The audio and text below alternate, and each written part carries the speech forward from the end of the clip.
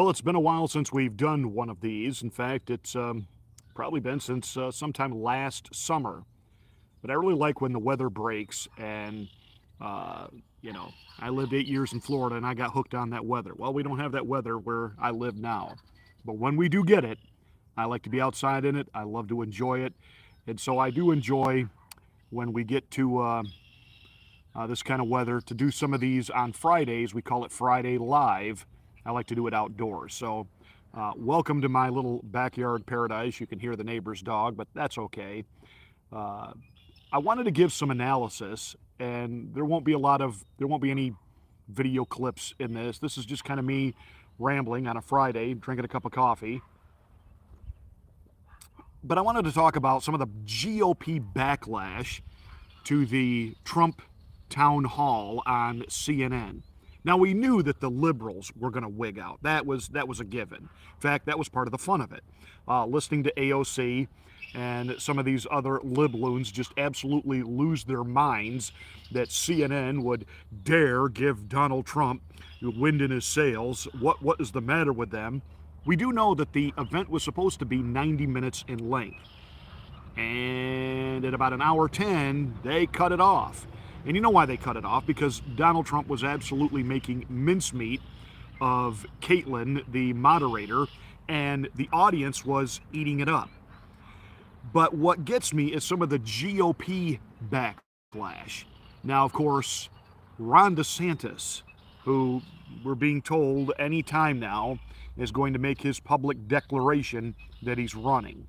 Okay, we're all waiting for that, Ron. He came out and basically said that Trump was unserious, that this is a disaster, that the country is facing real problems, and he keeps wanting to talk about the past. He wants to talk about the election. He wants to talk about January 6th, yada, yada, yada, yada, yada. Well, Ron, I don't know, maybe you didn't follow the context of what was happening that night. Donald Trump didn't bring those subjects up. Caitlin, the moderator, brought those subjects up.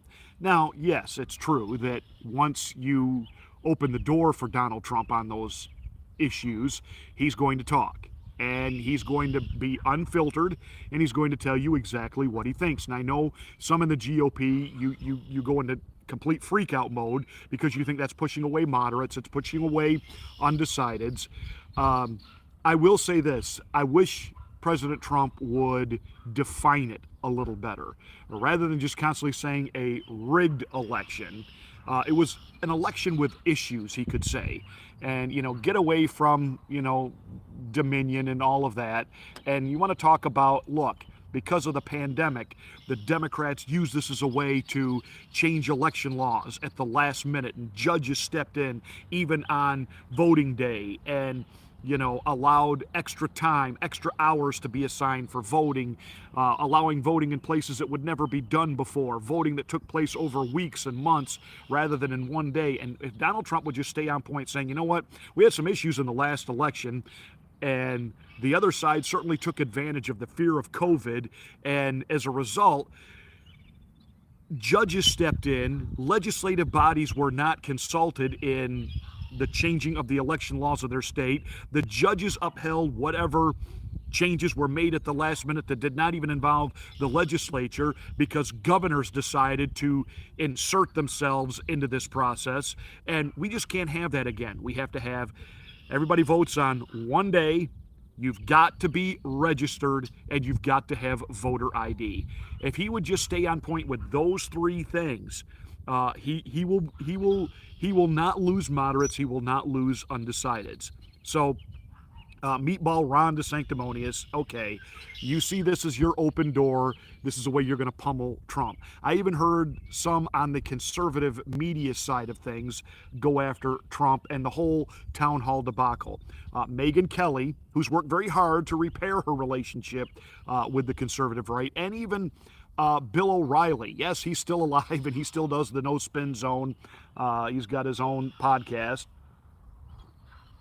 And basically, they were criticizing that Caitlin was not up to the job of doing the town hall, that she kept inserting herself, which is all true.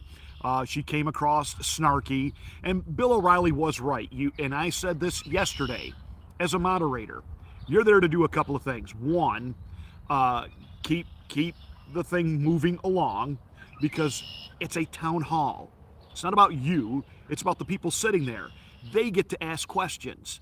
They get to interact with the candidate so that they can find out everything that's on their mind about what's coming up in this 2024 election cycle. But of course, Caitlin hijacked that and made it the Caitlin show. That is a problem, and I agree completely with Bill O'Reilly on that. Also, you ask a question, and if you're not getting a satisfactory answer, you politely interrupt. Well, Mr. President, will you, or could you, or would you please, or I'm sorry to bring this up, but, and you go about it in a respectful way. You let him answer, even if it's a dodge, and you just say something to the effect of, now that's your answer. That doesn't mean you're giving him a softball interview. What it means is you are letting him go on the record with, this is what I've said, this is what I mean. And that's all you do. But of course, she made it the Caitlin show. So I agree with Bill O'Reilly on that.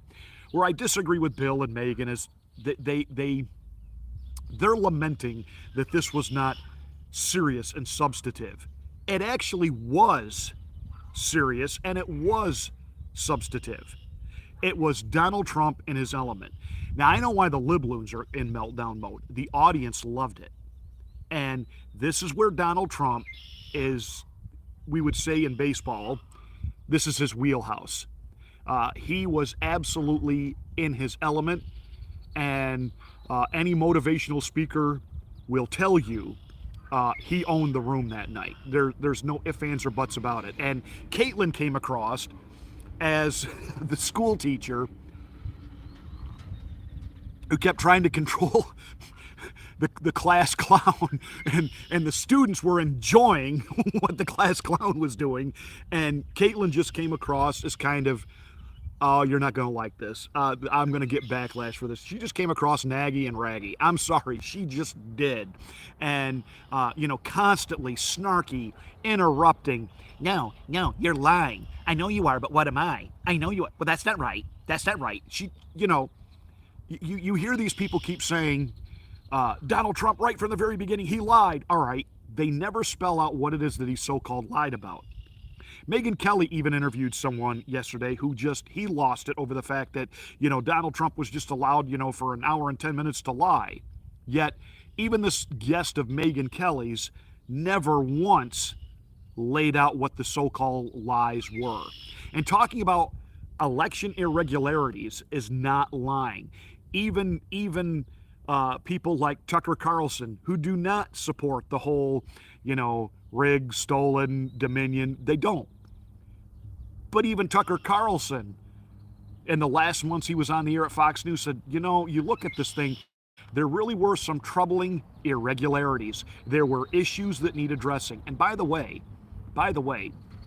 I believe it was 42 cases, not 60, the way Caitlin kept saying, times that Trump tried to take these things to court, and they were dismissed. They were thrown out. There was lack of evidence. No.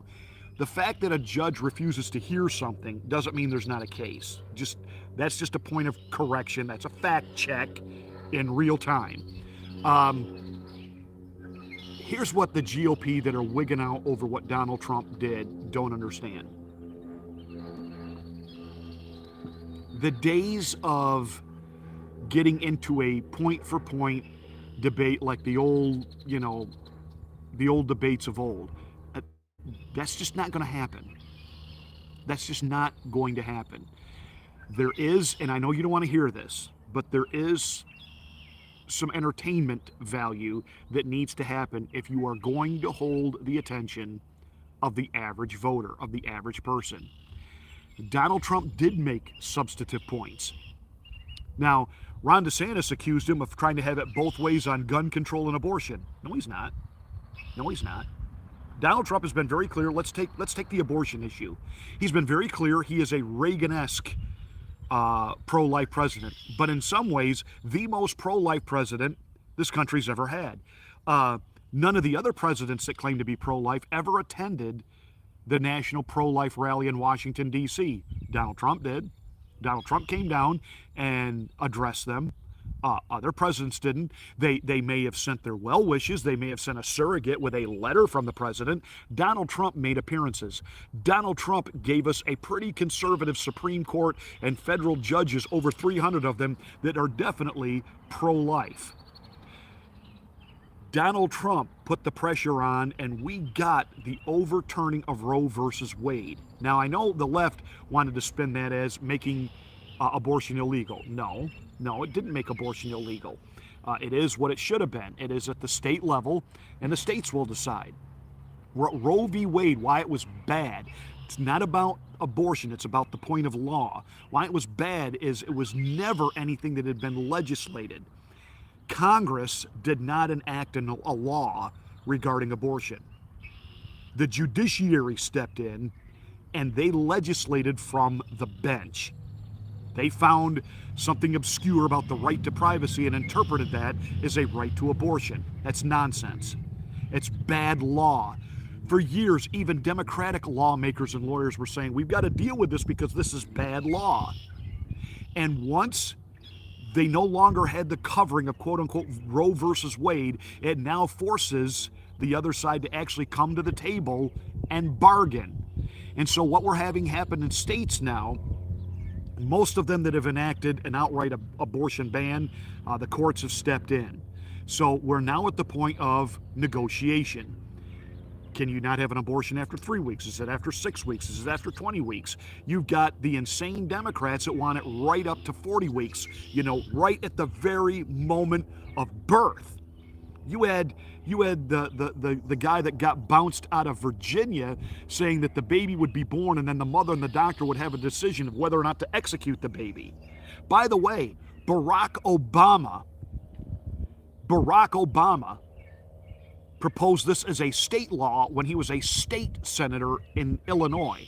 And he wanted to bring it to the national level when he was a U.S. senator. And it was Ted Kennedy, of all people, Ted Kennedy, who told him, absolutely not. That is too outrageous and egregious. The American people are never going to support abortion up to the point of birth. What is the matter with you? And Barack Obama could not rally any support on Capitol Hill when he was a U.S. senator for abortion right up to the time of birth. There were nurses who testified from the state of Illinois that they were told they would lose their license if they administered any type of life-saving treatment to any baby that was aborted and lived and survived. That you could walk down corridors and there would be nurses holding crying, dying babies in abortion clinics because they had been aborted right at the time of birth. Donald Trump was right. That's what's sadistic. That's what's radical. And he knows he can rally the 90% of the country on that. And even the people who are quote-unquote pro-choice, they get offended when they see women walking around, shout your abortion. I live in a city where we are very involved with the clinic here in town that counsels women not to seek abortion. It's right next to a university campus. And once a year, all the pro-life, or I'm sorry, all of the pro-choice death marchers, protest that clinic. And you see them out there, and especially it just grieves me. I see some of these young 30-something female feminist professors, would shout their abortion on their t-shirt, and they're standing there with their kids. Someday, one of those kids is going to look at their parents and say, how come you didn't kill me? I predict that conversation happens when that kid's about 14. That age when you start, standing up to your parents and telling them what you really think about things in life. So, while we understand, and I'm certainly pro-life as life happens at the moment of conception, I also understand the reality that the vast majority of the country, there is still a fight ahead. And Donald Trump isn't going to get pigeonholed on defining that. giving CNN, letting them have the soundbite that they can hand to Joe Biden, that Joe Biden then can hand out to the Democratic Party, that everybody running makes us about, we can't have a national ban on abortion. There are so many other things that have to be dealt with. And so, good for Donald Trump threading that needle, and he did. He just said, we'll have something, and it'll be something the majority of the country will be in favor of. He said, everybody's got ideas. Well, which one do you support? When the time is right, and he handled that right. Sorry, Ron. Sorry you didn't like that. You can't even beat Mickey Mouse. You have declared war on Disney because they don't like you. And Trump's got the ego problem? Granted, Disney should have never been allowed to govern themselves, never having to submit to state boards with their plans. Zoning was never an issue. Where their buildings built to Florida State Code, didn't matter. Disney got to govern themselves. That should have never happened. But you stepping in and revoking it the way you did, and the fact that we have proven by sound clip that you gave them additional goodies when you were cracking down on social media platforms, censoring the voice of Floridians, and that was not going to happen in the state of Florida. And you went after Facebook, and you went after Twitter, and you went after YouTube, and you passed laws, and the GOP and conservatives were always, yeah, Ron DeSantis really knows how to take on the culture war. You forgot to tell everybody that because Disney owns some streaming platforms, that you put a little deal in there that this new law of not censoring Floridians on social media platforms did not apply to social media platforms that owned amusement parks of greater than 25 acres. You are such a phony. I'm glad you kept Florida open. You didn't do that out of great conviction. You saw it as a political stunt that would somehow give you the brownie points to climb the ranks in the conservative tiers. That's all you are, Ron. You. And as far as having it both ways on gun control, again, yeah, Trump threw him a bone on the whole bump stock. The NRA told him, if you got to give him something, give him that. Donald Trump doesn't want it both ways. In fact, he hit that question hard. He talked about in Brazil when the death squads were just walking into people's homes and killing them. And so finally the government lifted their ban on guns and said, get a firearm, protect yourselves. And the gun violence and the murder rate went way, way down. And he pointed out correctly that every city and every locale and every state that have the strictest gun laws in the country also have the highest crime. And that the best way we're going to combat mass shootings is, number one, this whole letting just insane people, which is an issue, and also schools. I have been advocating this for years. Schools need to have focus points of entry, and you need security at the schools. I was an administrator in the state of Florida for 8 years. I can tell you that the reason there were no school shootings at our school, we had staff that was armed. Bum. We also put up fences, gates, electronic entrance, and even parents. Parents were not denied access to their children, but even parents had to come through a focused point of entry. They were screened, and once it was deemed they were of no physical threat to the student body, and they came. We do this at ball games, for crying out loud. My wife and I and two of our kids, we went to Detroit the other day to watch the Detroit Tigers beat my New York Mets.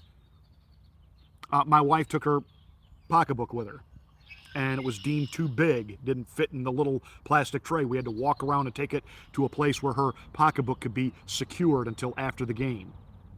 The amusement parks, you have points of entry where you get security checked. Why are we not doing this at schools?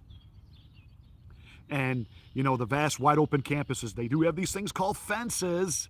And we have all kinds of video surveillance, and we've got all these war vets that are part of our homeless problem in this country, because they come home and they can't earn a living and they end up on the streets. They've had all this military training, Why not put them to work as security officers in our schools? There are logical solutions to fix this, and Trump hit on that. But I want to get back to, again, this overall, it wasn't serious. It was Trump being Trump. And he had some great lines that night. And he absolutely owned it and hit it out of the park on Ukraine. Which team are you on? Are you for Ukraine or are you for Russia? I'm for the dying to stop, the killing to stop. Boom. Perfect. And by the way, I really do, some people are mocking it, I do believe Donald Trump within 24 hours could bring peace, because he's going to do it a very simple, direct way. He's going to go there. And he will. He has the personality and the gravitas. He will get Putin and Zelensky to sit down with him in a room, and they will walk out of that room with a deal. That will happen. That will happen. It'll happen by cutting off all support to Ukraine, and it will happen when Trump says, listen, I'm going to turn the oil spigot back on here, and I am going to absolutely destroy your economy if you don't stop now.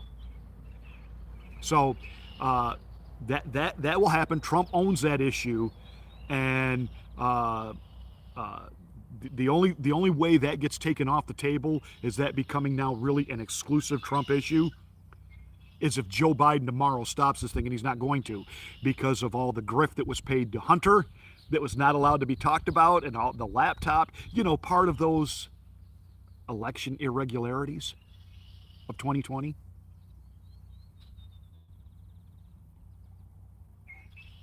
You can't talk about the past. Can't talk about the past. Can't have a future if we don't fix the past. See how that kind of works? So CNN that night, I guess they had about 3.3 million viewers, which is a huge ratings bump for them. They certainly owned Fox News that night and every other cable channel. And, yes, Donald Trump called her nasty. It was funny.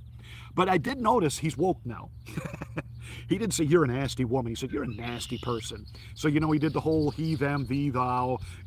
I'm just kidding. But because did he call Hillary a nasty woman? And he called Caitlyn a nasty person. So, he's being pronoun sensitive now. It's Donald Trump 2.0. Don't get that rumor started. That's just Friday morning sarcasm, and my coffee cup's going empty. I thought Trump did a phenomenal job in that setting. CNN went in there with a mission to try to get sound bites out of Trump. Things that they purposely, when they went to their focus group afterwards, I mean, even the person asking the questions came in, he lied about the election and he's stuck in the past, and they were saying, well, you asked him. They brought up things about, the rape allegation from this maniac woman. Is that going to keep you from being president? Well, I don't know. Did Monica Lewinsky keep Bill Clinton from finishing his term? And all the other women that he actually did rape, Paula Jones, and the list goes on and on there. How come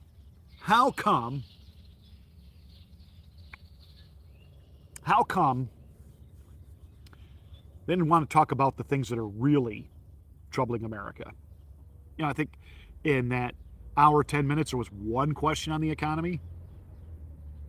And trust me, right now you've got, what is it? Is it Airbnb is in a financial mess right now. You know why? People aren't taking vacations. You know why? They can't afford it.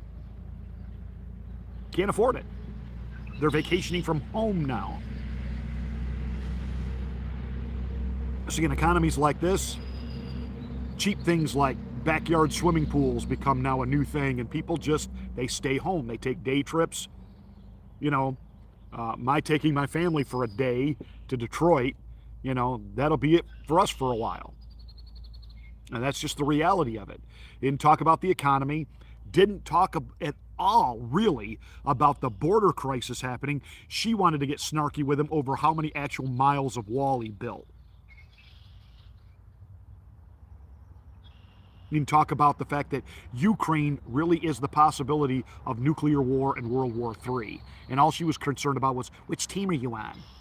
How about, I'm on the team that doesn't want to start World War III.